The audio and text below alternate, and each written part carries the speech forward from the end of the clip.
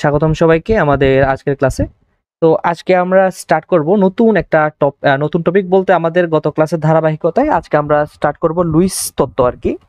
তো গত ক্লাসে আমরা ব্রনস্টেড লাউরি আর আরহেনিয়াস তত্ত্ব আমরা দেখেছিলাম। তো আজকে আমরা দেখব লুইস তত্ত্ব। তো এখন প্রশ্ন হচ্ছে আমাদের ব্রনস্টেড লাউরি তত্ত্বটা কেন এসেছিল এবং সেটা কি কি লিমিটেশন ছিল ওইগুলো কিন্তু আমরা ক্লাসে দেখিয়েছিলাম। তো আজকে আমরা মেইনলি স্টার্ট করবো লুইস তত্ত্ব। তো লুইস তত্ত্ব আসার পিছনে কারণটা কি ছিল? কারণ ছিল কিছু কিছু বিশেষ যৌগ আছে, যেমন হচ্ছে গত ক্লাসেও বলেছিলাম, যেমন হচ্ছে অ্যালুমিনিয়াম ক্লোরাইড, জিঙ্ক ক্লোরাইড, তারপর হচ্ছে বোরন টেট্রাফ্লোরাইড এটসেট্রা। এদের অম্ল ধর্মটা কি করতে পারে না, ব্যাখ্যা করতে পারে না কে? অম্ল ধর্ম ব্যাখ্যা করা যায় না আমাদের ব্রনস্টেড লাউরি তত্ত্ব দ্বারা। ব্রনস্টেড লাউরি তত্ত্ব দ্বারা এদের কোনো ধরনের অ্যাসিডিক ধর্মটা ব্যাখ্যা করা যায় না। তো এরকম কিছু সীমাবদ্ধতার জন্য আমাদের লুইস তত্ত্ব এসেছে। তো এখন আমরা দেখব যে লুইস তত্ত্বর মধ্যে তারা অ্যাসিড কাকে বলছে এবং তারা ক্ষার কাকে বলছে।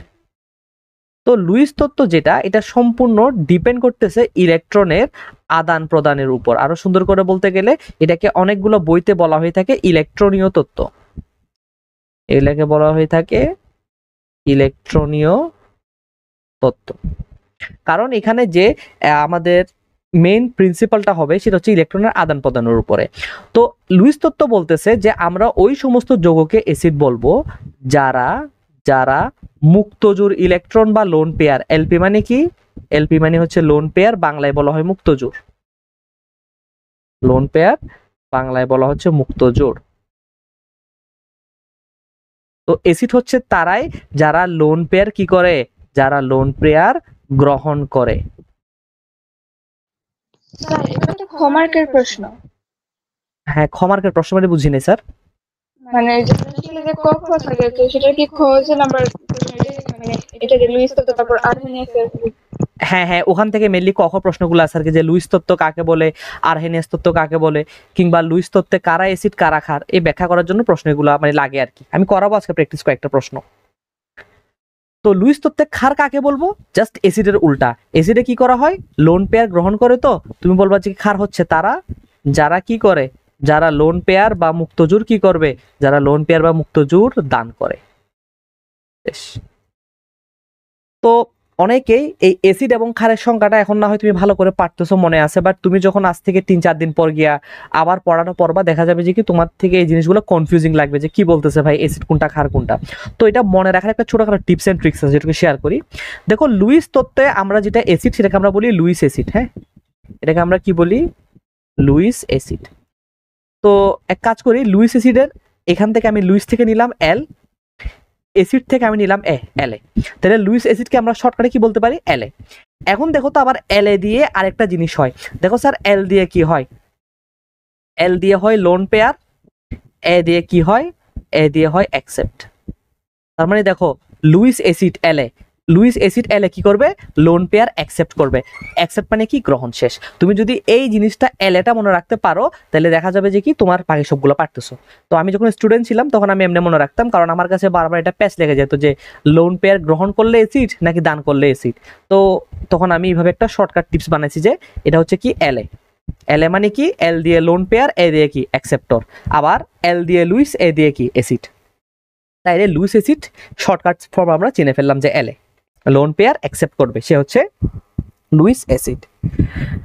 ওকে, তাহলে এখন আমরা আলোচনা করব যে লুইস অ্যাসিড নিয়ে একটু ডিটেলস আলোচনা করি। এখন আমরা কি আলোচনা করব? এখন আমরা আলোচনা করব আমাদের লুইস অ্যাসিড নিয়ে। এখন আমরা আলোচনা করব আমাদের লুইস অ্যাসিড নিয়ে।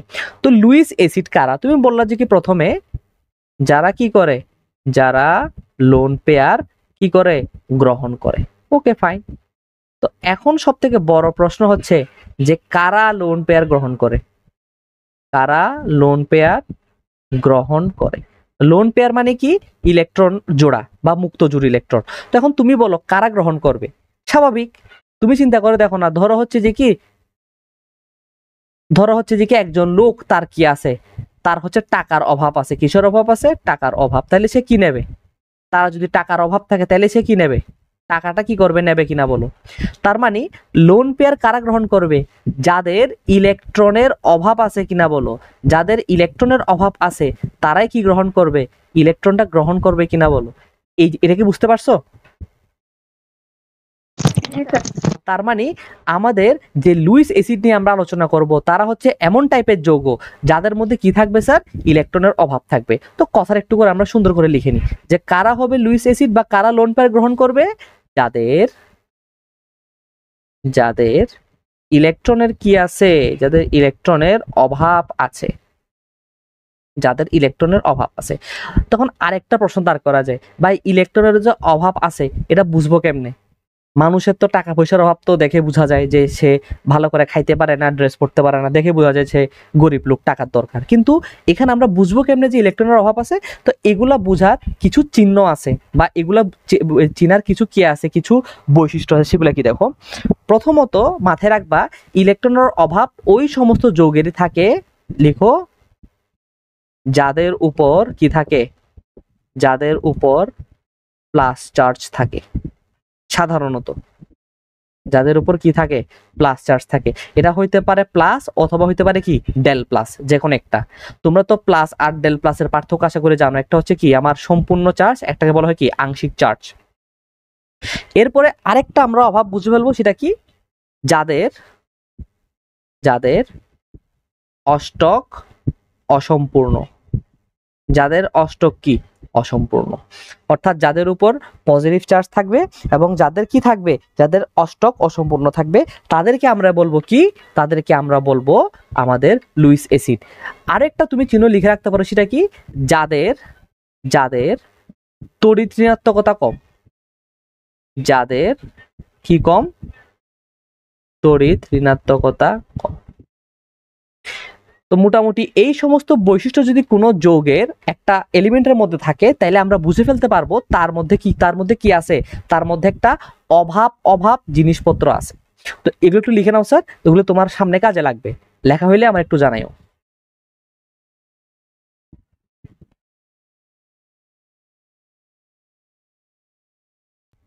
তাহলে লেখা হয়েছে আশা করি। তাহলে এখন আমরা চলে যাচ্ছি নেক্সট স্লাইডে। আচ্ছা, তো এখন তাইলে আসো আমরা কয়েকটা এক্সাম্পল দেখি। হ্যাঁ, তো প্রথম এক্সাম্পল হচ্ছে তোমাকে কোয়েশ্চেন করবে এরকম করে, যে ধরো একটা কোয়েশ্চেন দিলাম তোমাকে, সরি হয়ে গেল। হ্যাঁ, তো কোয়েশ্চেনটা হচ্ছে এরকম, বলবে যে কি LCl3 একটি লুইস অ্যাসিড ব্যাখ্যা করো। LCl3 একটি লুইস অ্যাসিড কি করো, ব্যাখ্যা করো। এটা স্যার ভয়েস কেটে কেটে আসে, শোনা যায় না। আচ্ছা, আমি আরেকবার রিপিট করতেছি যে অ্যালুমিনিয়াম ক্লোরাইড অর্থাৎ LCl3 এটা একটা লুইস অ্যাসিড, এটা একটা লুইস অ্যাসিড, এটা কি করো, ব্যাখ্যা করো। আচ্ছা, আমি একটু সুন্দর করে লিখে দিই, LCl3 একটি লুইস অ্যাসিড ব্যাখ্যা করো, একটি লুইস অ্যাসিড কি করো, ব্যাখ্যা করো। তো এইরকম প্রশ্ন যদি আসে এটা আমরা কেমনে করবো, দেখো প্রথম কথা তোমার কাজ কি হবে জানো, তোমার কাজ হবে প্রথমে LCl3 কে কি করে ফেলা, ভেঙে ফেলা। দেখো কেমনে ভাঙতেছি, দেখো LCl এর এখানে থাকবে অ্যালুমিনিয়াম, তার তিন পাশে থাকবে কি, তার তিন পাশে থাকবে তিনটা করে, তার তিন পাশে থাকবে তিনটা করে ক্লোরিন। ধরো এ একটা ক্লোরিন, সরি দেখি, যে এ একটা ক্লোরিন, এ একটা ক্লোরিন আর এ একটা ক্লোরিন, তিনটা ক্লোরিন। এখন দেখো তো তোমাদের আমি পড়াইছিলাম যে যখন হচ্ছে এরকম করে একটা করে বন্ধন বা একটা করে বন্ড হয়, এই একটা করে বন্ড মানে কয়টা করে ইলেকট্রন বলছিলাম, মনে করে দেখো দুইটা করে কি ইলেকট্রন। তাহলে দেখো তো অ্যালুমিনিয়ামের চারপাশে টোটাল কয়টা ইলেকট্রন আছে, দেখো এখানে হচ্ছে একটা বন্ড, তার মানে এখানে দুইটা করে ইলেকট্রন, এখানে দুইটা একটা বন্ড, তাহলে এখানে দুইটা করে ইলেকট্রন, এখানে একটা বন্ড, তাহলে এখানে দুইটা করে ইলেকট্রন। তাহলে দেখো তো অ্যালুমিনিয়ামের চারপাশে কয়টা করে ইলেকট্রন বলো তো, ছয়টা। ইয়েস, অ্যালুমিনিয়ামের চারপাশে আছে কয়টা করে ইলেকট্রন, ছয়টা। আর আমরা জানি যে কোনো মৌলই চাই তার বন্ধন গঠনের পরে কয়টা করে ইলেকট্রন হোক, ছয়টা নাকি আটটা, আটটা। ইয়েস আটটা। তার মানে বলো তো এখানে ইলেকট্রনের অভাব আছে কি নাই, আছে। তাহলে এই যে দেখো স্যার আমরা ক্যাটাগরি পড়ছিলাম কাদের ইলেকট্রন অভাব আছে, যাদের অষ্টকটা কি অসম্পূর্ণ, দেখছো স্যার এদের মধ্যে পড়ে গেছে কিনা বলো। তাহলে তুমি এখন এই কথাটা বলবা যে কি অ্যালুমিনিয়াম কি নয়, অ্যালুমিনিয়াম হচ্ছে আবার অষ্টক পূর্ণ নয়, অর্থাৎ অ্যালুমিনিয়াম হচ্ছে কি অষ্টক অপূর্ণ একটা যৌগ, যার ফলে সে কি করতে পারে, যার ফলে সে এক জোড়া কি করতে পারে, যার ফলে সে এক জোড়া লোন পেয়ার বা বন্ধজোড় কি করতে পারে, গ্রহণ করতে পারে, লোন পেয়ার বা মুক্তজোড় গ্রহণ করতে পারে। শেষ। তাহলে এখন বলো যারা লোন পেয়ার অ্যাকসেপ্ট করে তারা কি, তারা হচ্ছে যে কি আমার লুইস অ্যাসিড। তাহলে তুমি এখানে বলতে পারো LCl3 = হোয়াট, লুইস অ্যাসিড। তার মানে একটা যৌগের, মাথায় রাখবা একটা যৌগের শুধুমাত্র কোনো একটা মৌলের জন্য, একটা ফুল যৌগের ছোট্ট একটা মৌলের জন্য দেখা যাবে যে কি তার অষ্টক অপূর্ণ থাকার কারণে বা তার উপরে প্লাস চার্জ থাকার কারণে সে কি হয়ে যায়, সে এক জোড়া লোন পেয়ার গ্রহণ করার যোগ্য হয়ে ওঠে, তখনই আমরা বলতে পারি তাকে লুইস অ্যাসিড। এটাকে বুঝতে পারছি?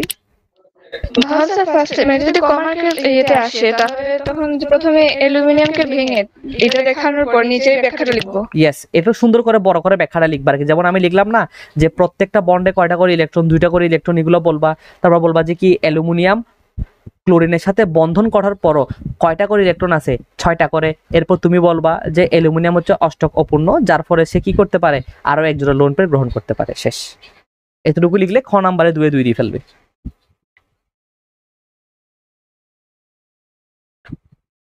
ওকে, তাইলে আমরা বুঝতে পারছি জিনিসটা। তো এখান থেকে আরেকটা প্রশ্ন আছে যেটা তোমাকে আমি দেখাই, সরি একটু দাঁড়াও, এখান থেকে আরেকটা প্রশ্ন আছে তোমাকে আমি দেখাচ্ছি, একটু দাঁড়াও। তো এখান থেকে কয়েকটা প্রশ্ন দেখাই। প্রশ্নটা হচ্ছে কি, এই যে আমরা যেমন করে পড়লাম যে আমাদের LCl3 এটা হচ্ছে যে কি লুইস অ্যাসিড, এরকম সিমিলার কিছু কোয়েশ্চেন আছে, মানে ব্যাখ্যা হচ্ছে সেম টু সেম। ওইরকম কয়েকটা কোয়েশ্চেন তোমাকে আমি বলি। যেমন হচ্ছে তোমাকে যদি বলা হয় যেভাবে,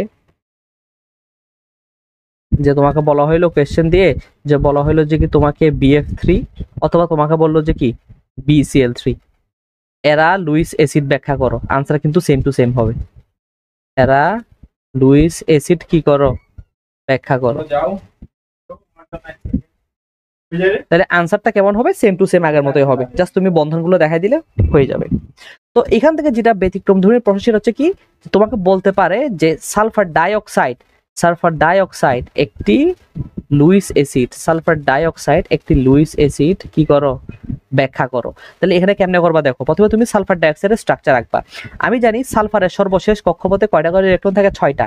এর মধ্যে অক্সিজেন কি করবে, এরকম দুটো দুটো করে বন্ড গঠন করে ফেলবে, আরো এক জোড়া তার কাছে লোন পেয়ার থেকে যাবে। আচ্ছা, এগুলো তোমাদেরকে আমি চ্যাপ্টার 3-এর মধ্যে আঁকা শিখাইছিলাম যে কিভাবে তুমি স্ট্রাকচারটা আঁকবা। তো এখন দেখো এখানের মধ্যে তুমি দেখো তো, এখন সালফারের চারপাশে তুমি দেখতেছো কি, হ্যাঁ সে কি অষ্টক পূর্ণ, আরো সুন্দর করে বলতে গেলে সে আসলে অষ্টকের চেয়ে আরো বেশি আছে বলতে গেলে। হ্যাঁ, তো এখন এখানে লুইস অ্যাসিড কেমন হবে দেখো, আমরা পড়েছিলাম আমাদের চ্যাপ্টার 3-এর মধ্যে, মনে করে দেখো তড়িৎ ঋণাত্মকতা পড়ছিলাম কিনা বলো তো, বলো না, তড়িৎ ঋণাত্মকতা পড়ছিলাম। তো তড়িৎ ঋণাত্মকতা কি ছিল, তড়িৎ ঋণাত্মকতা ছিল শেয়ারকৃত ইলেকট্রন। ধরো এখানে একটা A আছে, এখানে একটা B আছে, এদের মধ্যে যেটা শেয়ারকৃত ইলেকট্রন, এই শেয়ারকৃত ইলেকট্রন যে নিজের দিকে টেনে নিতে পারবে সে হচ্ছে কি বেশি পরিমাণ তড়িৎ ঋণাত্মক। এরকম করে আমরা পড়ছিলাম কিনা বলো। তাহলে এখন দেখো তো অক্সিজেন এবং সালফারের মধ্যে এরা কোন গ্রুপের মৌল, এরা হচ্ছে গ্রুপ 16 এর মৌল। গ্রুপ 16 এর মধ্যে কে কে আছে, অক্সিজেন আছে, সালফার আছে, আর কে কে কে, হ্যাঁ অক্সিজেন আর সালফার আছে কিনা বলো। আমরা জানি পর্যায় সারণীর সবার উপরে আছে কে, আমাদের হচ্ছে আমাদের হচ্ছে অক্সিজেনটা। এখন দেখো আবার আমরা এটা জানি, যখন আমরা উপর থেকে নিচে আসব, কোন একটা পর্যায় সারণীর গ্রুপের উপর থেকে নিচে আসব, আমরা জানি তড়িৎ ঋণাত্মকতা কি পায়, হ্রাস পায় কিনা বলো। তড়িৎ ঋণাত্মকতা কি পায়, হ্রাস পায় কিনা বলো। জাস্ট আমাদের ফার্স্ট ইয়ারের পড়া হালকা হালকা করে মনে করাই দিচ্ছি। তাইলে এখন দেখো তো, তাইলে আমি বলতে পারি এইখানে বন্ধনের মধ্যে যে ইলেকট্রনগুলো আছে এগুলাকে টান দেবে কে, অক্সিজেন। এখানে যে বন্ধনে ইলেকট্রনগুলো আছে এগুলোর টান দেবে কে, অক্সিজেন। ফলে অক্সিজেন হবে কি ডেল মাইনাস, অক্সিজেন কি হবে ডেল মাইনাস। আর বলো তো সালফার কি হয়ে যাবে, প্লাস ইয়েস, প্লাস, ডেল প্লাস। তার মানে দেখো তো স্যার, ডেল প্লাস মানে কি, তার মধ্যে কিসের অভাব আছে, তার মধ্যে ইলেকট্রনের কিছুটা অভাব ফিল হচ্ছে। তাই সে কি করতে পারে, যেহেতু তার মধ্যে যেহেতু সালফারের উপরে কি আছে, ডেল প্লাস আছে, সালফারের উপরে যেহেতু ডেল প্লাস আছে, তার মানে কি সে লোন পেয়ার গ্রহণ করতে সক্ষম, সে লোন পেয়ার গ্রহণ করতে কি সক্ষম। শেষ। তো সেম টু সেম ব্যাখ্যার একটা যৌগের জন্য সেটা হচ্ছে কি আমার কার্বন ডাইঅক্সাইড। কার্বন ডাইঅক্সাইড কেন লুইস অ্যাসিড, একদম সেম টু সেম ব্যাখ্যা, একে দেবে যে কার্বন ডাবল বন্ড ও এখানে সেম টু সেম, যে কার্বন থেকে অক্সিজেনের তড়িৎ ঋণাত্মকতা অনেক বেশি, এই কার্বন কি হবে, ডেল প্লাস হবে, ব্যাখ্যা সেম টু সেম। একটু লিখে নাও।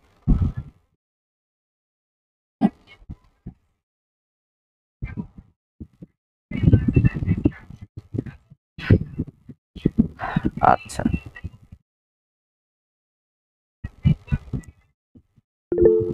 ওকে, দেখা শেষ। তাহলে এখন আমরা ছোট ছোট করে আর কয়েকটা দেখি। যেমন তোমাকে বললাম যে যাদের উপরে প্লাস চার্জ আছে, যেমন কথার কথা, যেমন হাইড্রোজেন প্লাস, তারপরে CH3 প্লাস, এরকম প্লাস দেখলে আমরা বুঝে নেব তারা কি, তারা হচ্ছে সবাই লুইস অ্যাসিড, কারণ তাদের মধ্যে কি আছে, ইলেকট্রনের অভাব আছে। তো এটা দেখার পরে সবাই মনে করে যে আচ্ছা, তার মানে আমি এখন থেকে মাথার উপরে প্লাস চিহ্ন দেখলে তাকে লুইস অ্যাসিড বলে দেবো।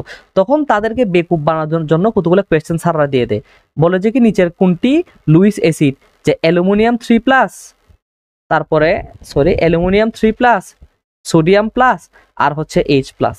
তো এখন তোমাকে বলতে হবে তিনটার মধ্যে কে লুইস অ্যাসিড। তো সবাই করে কি তিনটায় দাগায় দিয়ে আসে না, তোমার মাথায় রাখতে হবে প্লাস চার্জ দেখলেই যে আমি লুইস অ্যাসিড বলবো তা কিন্তু না, আমার দেখতে হবে প্লাস চার্জ হওয়ার পর তার মধ্যে ইলেকট্রনের ঘাটতি আছে কিনা, এটা আমার দেখতে হবে।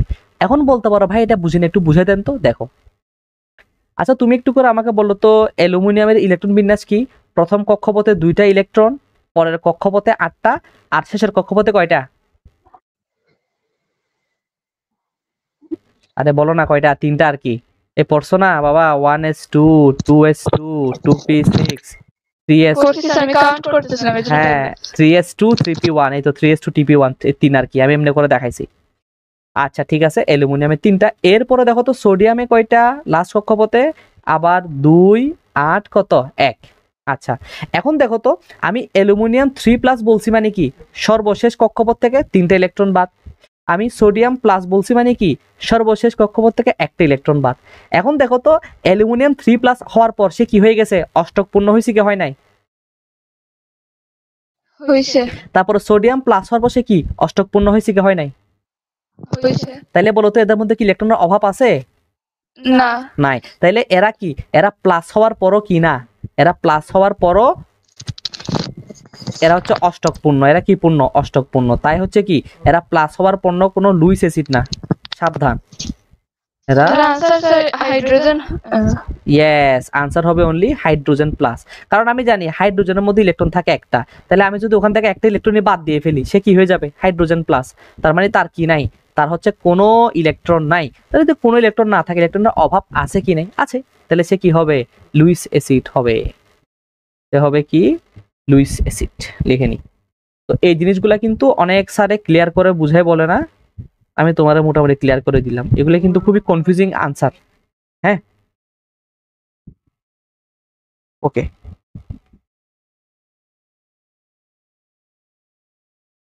ঠিক সেম ভাবে তোমাকে এটা জিজ্ঞেস করতে পারে, আরেকটা আছে, যেমন হচ্ছে যে কি অ্যামোনিয়াম 4 প্লাস, NH4 প্লাস, দেখি বলো তো এটা কি তোমার লুইস অ্যাসিড হবে কি হবে না? এই দেখো অ্যামোনিয়াম কেমনে হয়, প্রথমে একটা অ্যামোনিয়া আঁকো, এখানে NH3 3টা হবে, তারপরে নাইট্রোজেনের একটা লোন পেয়ার থাকে না, এখন নাইট্রোজেন কি করবে, তার লোন পেয়ারটা এই হাইড্রোজেনের দিকে ঠেলে দেবে। তাহলে দেখো স্যার এখানে কিন্তু নাইট্রোজেনের চারপাশে সবগুলা হাতই কিন্তু ইউজ হয়ে গেছে, তার কোনো খালি হাত নাই। তাহলে যেহেতু কোনো খালি হাত নেই, সে কি অষ্টক পূর্ণ, তাই এও কি হবে না, এও লুইস অ্যাসিড হবে না, সাবধান। লিখে নাও। এটা কি sir NH4? Yes, NH4 plus, NH4 না sir, NH4 plus, ammonium ion, পড়ছো না অ্যামোনিয়াম আয়ন, অ্যামোনিয়াম। এটা কিন্তু বইতে বলা আছে মনে হয় কি লুইস অ্যাসিড এরকম বলা আছে আর কি, হ্যাঁ এটা ভুল স্যার, এটা কিন্তু লুইস অ্যাসিড না, কারণ দেখো না তুমি এর চারপাশের স্ট্রাকচার দেখো, তার কিন্তু অষ্টকপূর্ণ, মানে নাইট্রোজেনের চারপাশে কোনো ধরনের খালি হাত নাই, তার সবগুলা হাত কিন্তু ভরা। তো মাথার উপরে যে প্লাস আছে তাই বলে যে সে লুইস অ্যাসিড হবে তা কিন্তু না।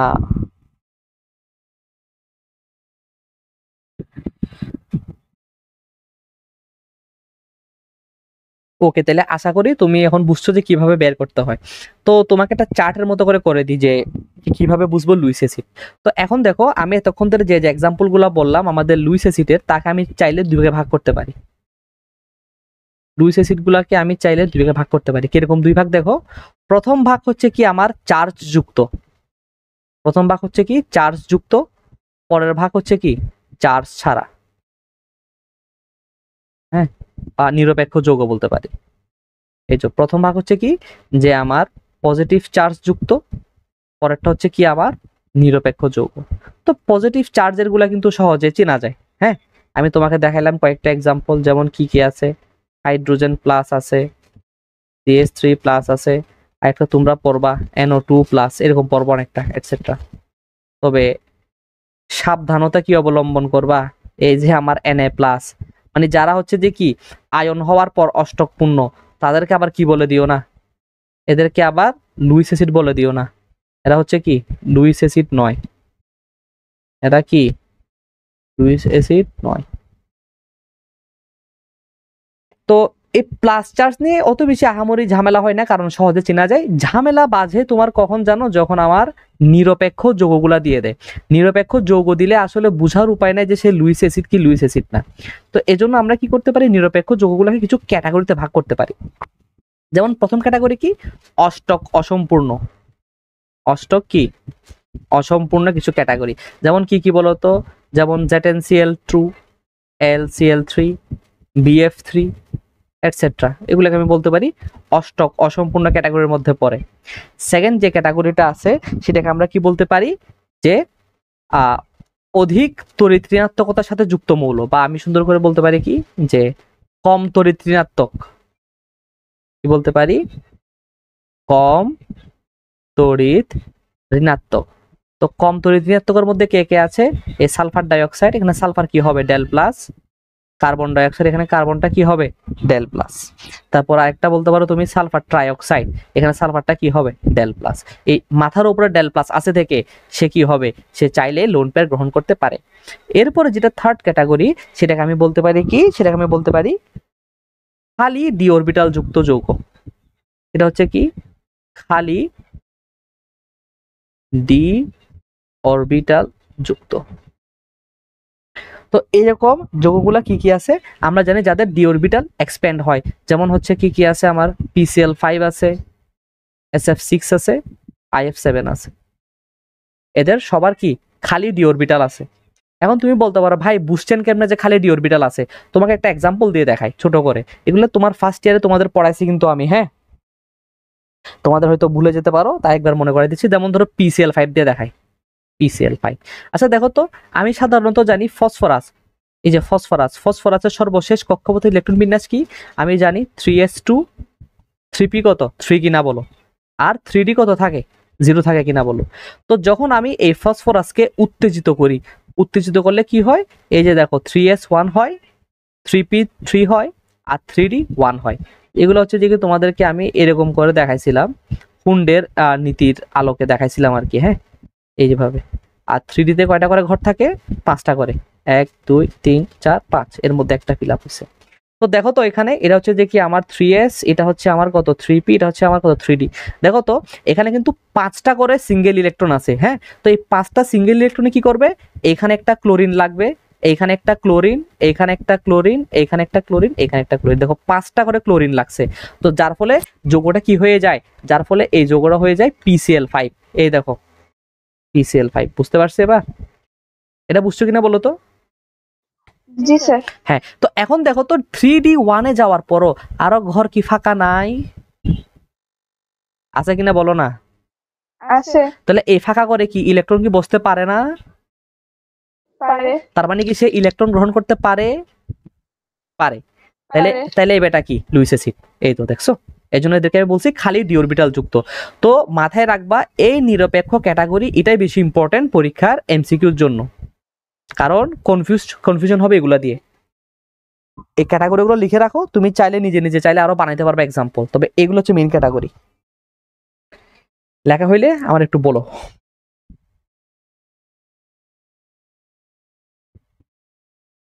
তাইলে মোটামুটি লুইস অ্যাসিড চেনা হইলো। লুইস অ্যাসিড এই ঝামেলাটা বেশি হয়, লুইস ক্ষার একদম সহজ।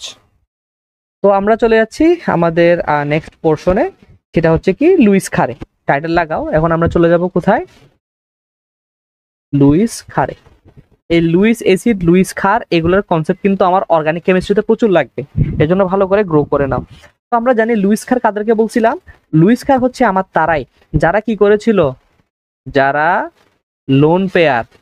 লোন পেয়ার বা হচ্ছে মুক্তজোর কি করে, যারা লোন পেয়ার বা মুক্তজোর দান করে, তাদেরকে আমরা কি বলেছিলাম? লুইস ক্ষার। তাহলে এখন বলো তো কোন ব্যক্তি, ধরো হচ্ছে কি একজন আছে বড় লোক ব্যক্তি, হ্যাঁ, যার টাকা পয়সা অনেক বেশি, বড় লোক ব্যক্তি যার টাকা পয়সা অনেক বেশি। তো এখন সে যেহেতু বড় লোক, সে কি করতে পারে? সে চাইলে টাকা দান করতে পারে। টাকা দান করার শর্ত কি? তার কি থাকতে হবে? অঢেল পরিমাণ টাকা থাকতে হবে। ঠিক সেম ভাবে ধর একটা যৌগ আছে, তার কাছে কি আছে? তার কাছে ধরো আমার প্রচুর ইলেকট্রন আছে। কি আছে? প্রচুর ইলেকট্রন আছে। তো তার কাছে যদি প্রচুর ইলেকট্রন থাকে, তাহলে সে কি করতে পারে? তাহলে সে চাইলে ইলেকট্রন দান করতে পারে। তাহলে প্রচুর ইলেকট্রনের অর্থ কি? প্রচুর ইলেকট্রন অর্থ কি জানো? এটাকে আমি বলতে পারি মুক্ত জোড়।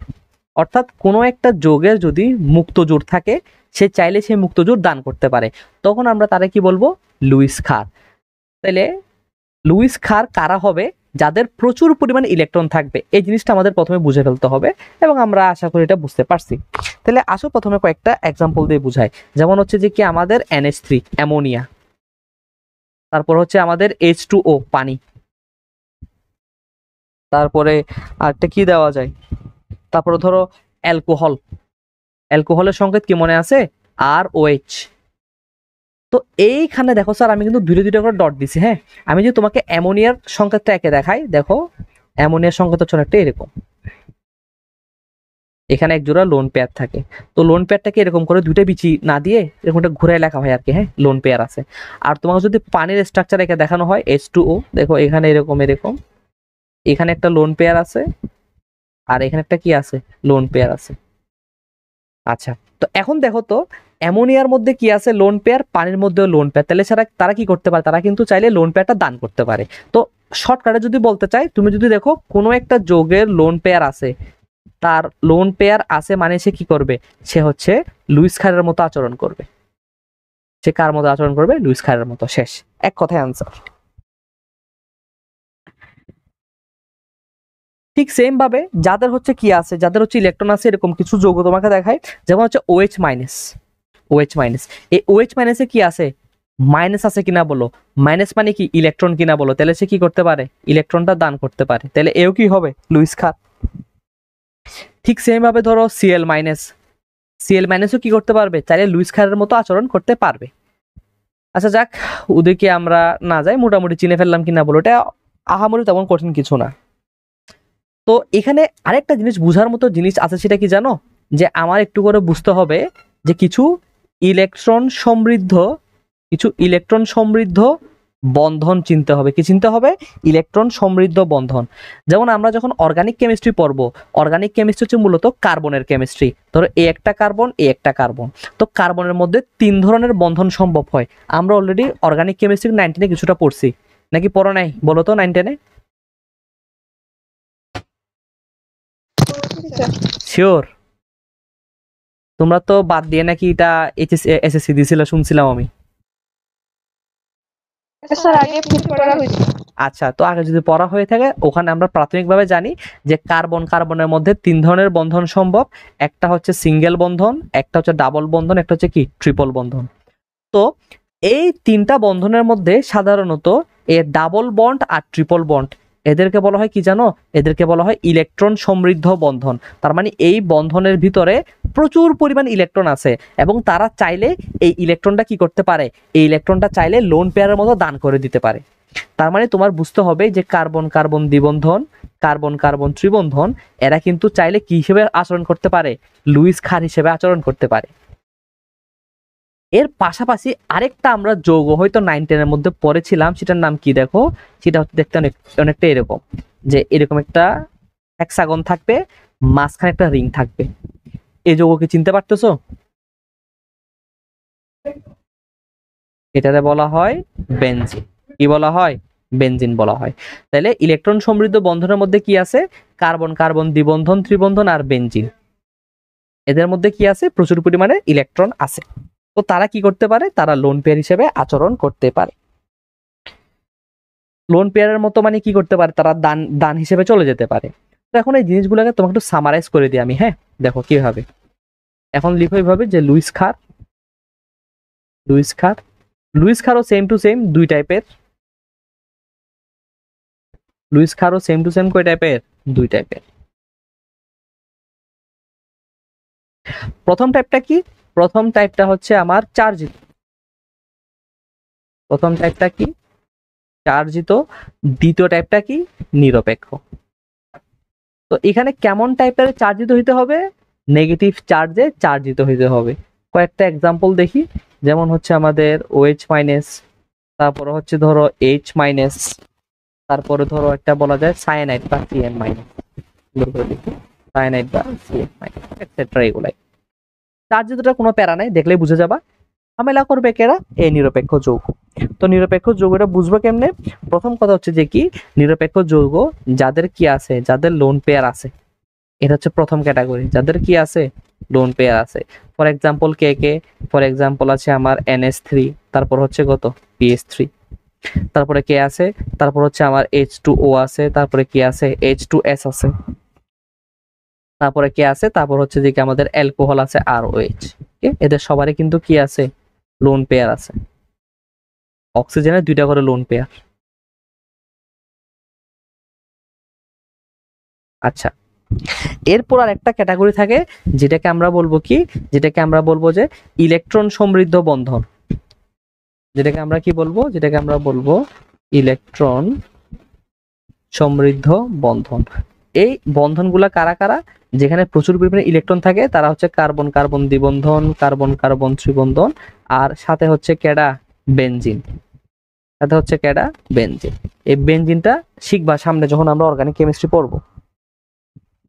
এদের কি আছে? এদের প্রচুর পরিমাণে পাই ইলেকট্রন আছে। এদের মধ্যে কি আছে? অ্যাকচুয়ালি প্রচুর পরিমাণে পাই ইলেকট্রন আছে। আমরা পড়ছি না সিগমা ইলেকট্রন বা সিগমা বন্ধন, আর পাই ইলেকট্রন বা পাই বন্ধন পড়ছি না, ওইগুলো আর কি। ওকে, লিখে নাও, লেখা হইলে আমাদের জানাও।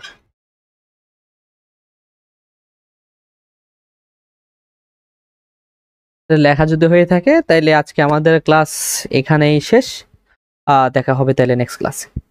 ওকে।